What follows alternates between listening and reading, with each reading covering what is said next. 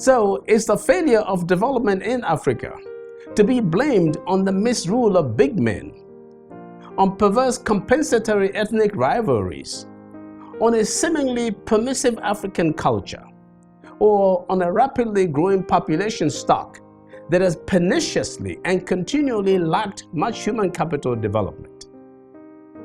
I agree that strategic foreign partnerships are important and can represent a key solution tool for Africa's underdevelopment. I also believe it is not wrong for African leaders and presidents to travel abroad for these solutions. However, what is important is that they ensure that there is mutual bilateral cultural respect. The evidence so far does not suggest that Africa has benefited much from foreign aid. Clearly, it is not because foreign aid or even foreign debt are bad. What has been bad is the mismanagement of aid and shameful dependency. Without singling out any particular country, we have for decades now witnessed the inability of African countries to escape virulent poverty. We have seen many cases where real per capita incomes, instead of rising, have deteriorated.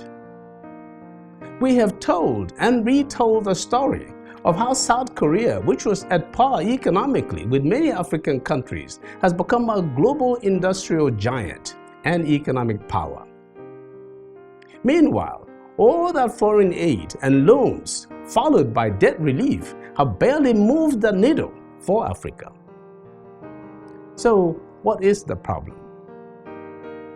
The problem has generally been misruled by big men who mostly force themselves into power or abuse power once they got in.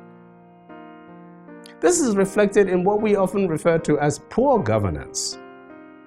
So it is clear that Africa needs to set up types of democracy that permit reliable and corruption-free electoral processes. As I see it, investment in the people, in human capital development, will help greatly to correct the failure of development. Folks, the simple solution is this: invest in the people.